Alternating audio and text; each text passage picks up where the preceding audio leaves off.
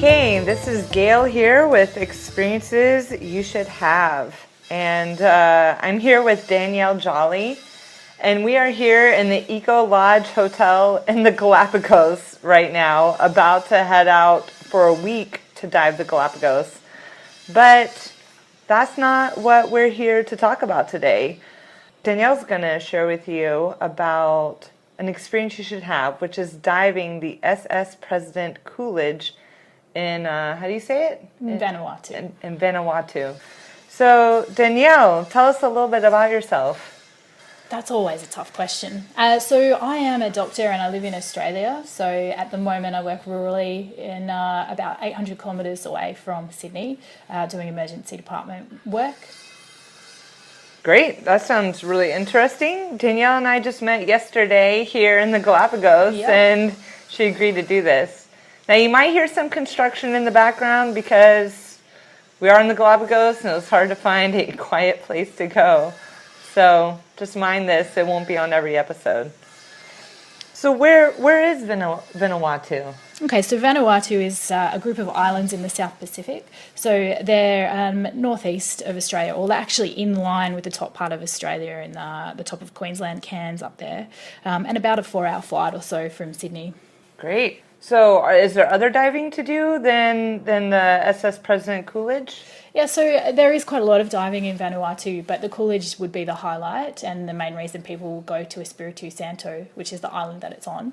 There is also another place called $1 Million Point, and that is where there's during World War II, the Americans had a base in Vanuatu, and they decided to get rid of all the equipment that they had, and it was all just thrown off into the ocean at a place called $1 Million Point. Wow. So you can dive and go and see that. Things like jeeps and motorbikes and that sort of thing. So you can go in and dive all around that as well. Wow. So tell me a little bit more about the SS President Coolidge. What is this ship? Yep. So the SS Coolidge, it was like a luxury ship, but it was used in World War II as a transport for troops, and it was sunk on Espiritu Santo, hit some landmines and sunk just off Espiritu Santo. Wow. Wow. So how deep is it? Yeah, so the ship sits in 35 metres to 60 metres of water, and it's a shore dive, so wow, easily accessible. So what type of certifications do you need to dive this? Are you diving oxygen, or what type of air are you breathing? Yeah, so they are diving oxygen most of the time, and you can use nitrox if you're qualified. You would need an advanced level of diving to be able to dive on the Coolidge because of the depth. So 35 metres is the minimum depth down to 60 metres. And about 50 dives, would you say, for advanced, or would you want to be more experienced?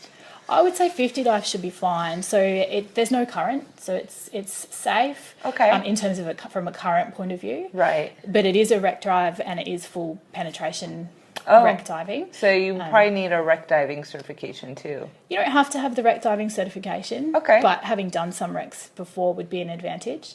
There are other options, so you can just dive around the top of the ship. And there are parts on the side that are open, so you can just go into that. But if you want to have the full experience and go in and see the lady, which is a sculpture that's inside of the ship, and that's one of the main things that people go to do, you would need to have done some dives before because that is full penetration. There's some quite narrow areas that you need to turn to the side to get through. Mm-hmm. Yeah. So what does the lady look like? So the lady is sort of a sculpture, and it's a fair way into the ship, and she's wearing a dress and she's standing by a horse, so sort of a 3D thing. And there's a tradition that you take out your regulator and kiss the lady when you take out your regulator. Take out your reg, kiss the lady, put the reg back in. Good. You still want to breathe underwater. Absolutely. Yes. Yep. So we were talking about this last night. You mentioned something happened the same day that you were diving the Coolidge. Yeah, that's right. So on the day that I was diving the Coolidge, there was another dive operator in there, and unfortunately one of the people who was on that dive, she died. Yeah. So why did she die? So she was in there with a big group of people, and about 6 to 8 people in a dive group, and apparently she wasn't as an experienced a diver as you might want to be. And when they went in to kiss the lady, and they didn't realise that they didn't have her, and it wasn't until they turned around to leave that they realised this person was missing. And so then they all had to go in and they had to search to find her. And when they did, they found that she was on the bottom of the ship, and she didn't have a regulator in her mouth, so she probably knocked it out, but we don't know exactly what happened. Got it. So what would you recommend for people to be trying to do this dive as safe as possible? So I did the dive with a company called Alan Power, and the reason that I chose him is he's done over 15,000 dives on the Coolidge, and he's been diving for 35 years on the Coolidge. That for them, safety is paramount. So they have groups of a maximum of 4, but usually 1 or 2 per instructor. They take you for a check dive to start with. So that's just down to the 35 metres and just onto the top of the ship and around the side without going inside. And to make sure that you're actually able to dive, or confident enough, experienced enough diver to go into the ship. So I was diving with a friend and he wasn't deemed to be good enough. So they told him he couldn't do any more dives on the Coolidge. So that's something I really respect. And then the small group numbers as well. The other thing that Alan Power does is he always has a diver on the shore who hasn't been diving for the day at all. So then if anything was to go wrong, the instructor might have difficulties because they're compression dives because of the depth. There's someone on shore who hasn't been diving, so doesn't have issues with the tables and the safety and the compression. So then they can go in and look for anyone or help with anything that might have gone wrong. Got it. So those things are really important. I've never even heard of just having a spare diver ready to go in. Right. I think it's because of the depth of the ship, and it is a full penetration dive, so things can obviously go wrong. Now, what else were you seeing on the ship? So the ship itself has quite a few rooms. As a doctor, I was very interested in the medicine area, so you can go in and have a look at some old medicine bottles and things like that. Wow. So that was pretty cool. There's a lot to explore, and given the depth, you can only do 2 dives a day. So a lot of people do a package of 10, and then there's people like Alan who've been diving it for 35 years. The person in the hotel that I was staying at, she learned to dive there in Vanuatu. I'm the person who runs the hotel, and she dives a couple of times a week, just exploring the inside of the ship. But my favourite part was the night dive. That's the most amazing dive that I've ever You did a night dive on the ship? On the ship. Yeah. Wow. Yeah. Wow. So that was really amazing.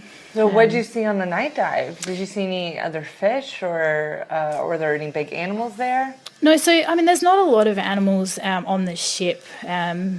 There is no sharks lurking behind. No sharks, no. But on the night dive, there's a fish called the flashlight fish, and these fish are sensitive to light. So in the daytime, they hide in the ship, and you can't see them because they're just hiding away in all the dark areas of the ship. Right. So this dive has to be timed perfectly with the dusk. So you go in while it's still light, and then you go into the ship and round to the side of the ship, and then just as the sun goes down, the fish all start coming out because they need to come out of the ship to feed. Oh, wow. And they're called lightning fish because they've got a little bubble of phosphorescence in them. So it feels like being in outer space. You just you go slightly into one of the sides of the ship, and then all these fish just come out on dusk. Absolutely amazing.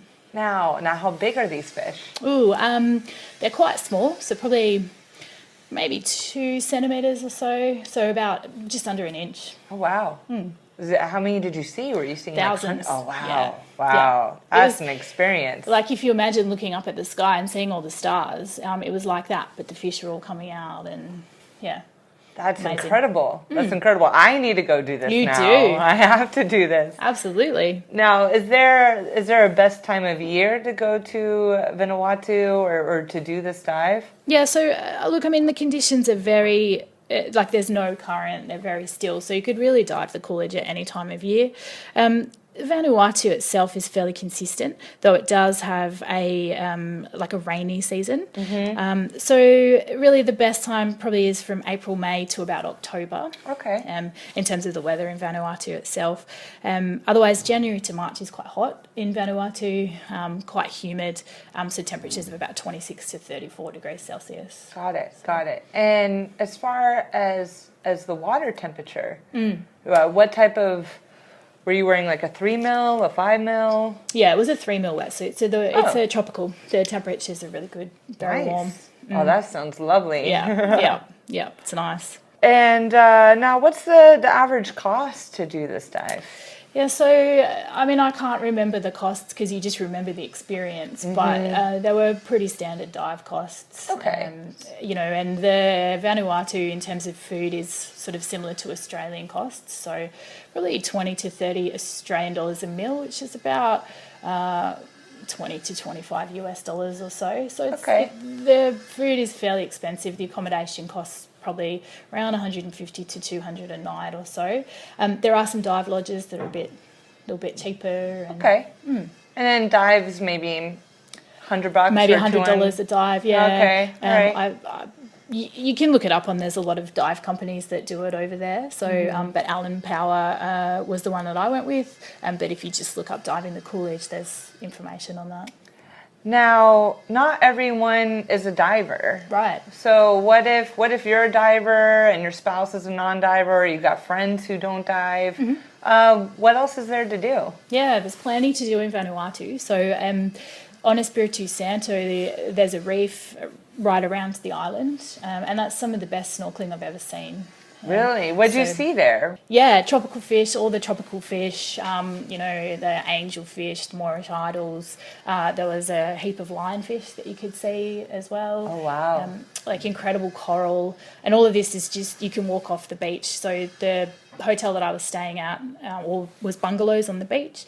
And then you could just get your snorkels and your fins, which they have some of, and just go straight off the side. Or if you enjoy kayaking, you can kayak out, put an anchor down, and then just jump off your kayak and do some snorkeling. So that is amazing. Beautiful, beautiful. How long did you spend in Vanuatu?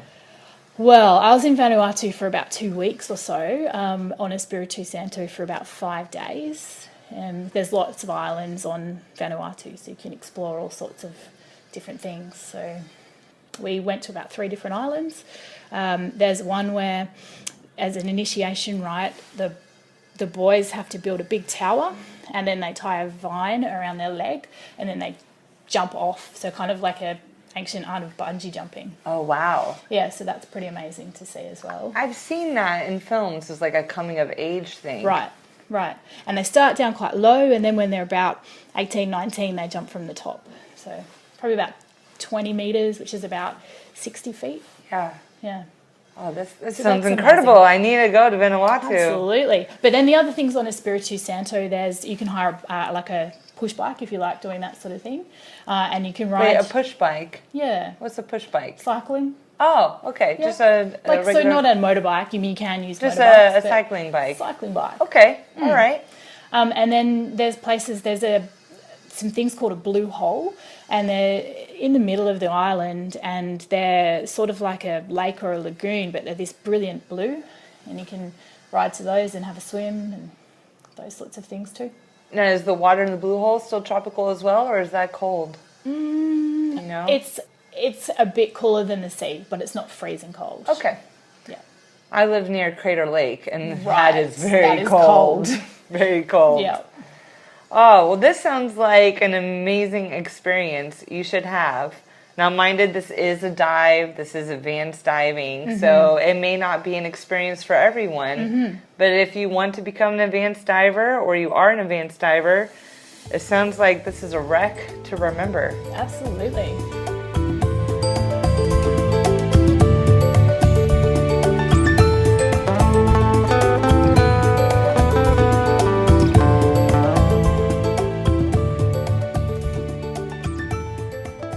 What's something else should you experience diving in Vanuatu?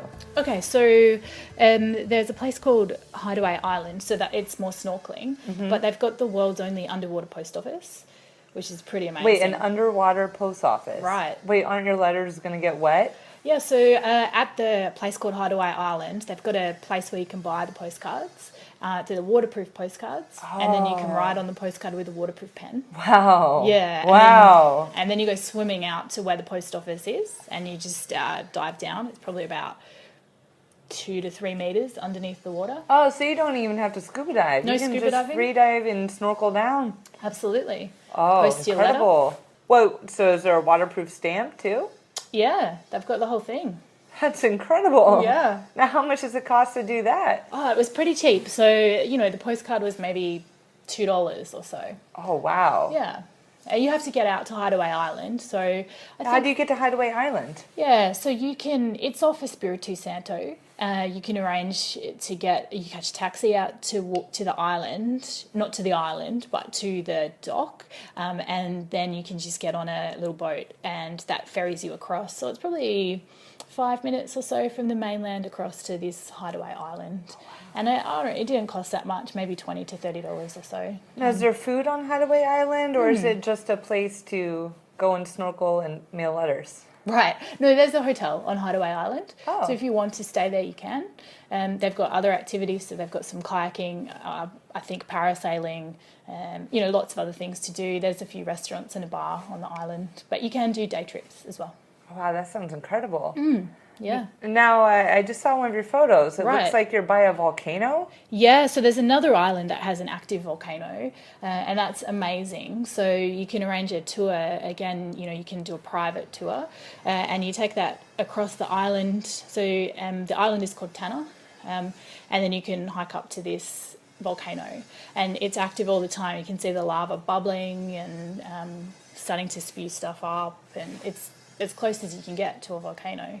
Wow. And they have a post office on the volcano as well if you want to post a postcard from there. Oh, wow. Can you put a little lava on it? Yeah, I don't know. Maybe too close. I don't think they have burn-proof postcards. Yeah. That sounds incredible. Incredible. Yeah. All the experiences you should have. Absolutely. There's a lot to do on the islands of Vanuatu. So Vanuatu, is this a safe place to go? Yeah, it is. It's, the Pacific Islanders are beautiful people, really friendly. At the moment it's safe. There hasn't been any issues over there. So, and you can do walks to villages as well, and they've got canyoning as well. And you can, when you do the canyoning, you can climb up on rocks and jump off into the lake. Mm-hmm. So lots of adventure things to do over there. Now, is this a tipping culture, or is there anything that you need to know about? No, it's not a tipping culture. Okay. So that makes things a bit easier. Oh, that's nice. Yeah. You don't have to carry a lot of 1s and 5s on you. Yeah. Yeah, that's it. That's great. Now, what's the main airport for Vanuatu? Yeah, the main airport is Port Vila. Uh-huh. And then from there you can get connecting flights to other islands, so Espiritu Santo or Tanna or wherever you want to go. Yeah. Yeah. And then the Coolidge, what island is that on? Well, that's on Espiritu Santo, so you would normally fly from Port Vila to Espiritu Santo. That's about a 45-minute flight. If you are coming from Australia, there are direct flights from Brisbane every day and a direct flight from Sydney. Wow. I wonder what type of flights there are from LA or something like that. We'll have to look them up. You have to look them up. All right. Probably to Port Vila. Okay, to Port Vila, and then you'll connect over. Right. Well, this sounds like a new adventure vacation. Absolutely. Let's go. All right, this has been Experiences You Should Have, and thank you to Danielle Jolly. Thank you.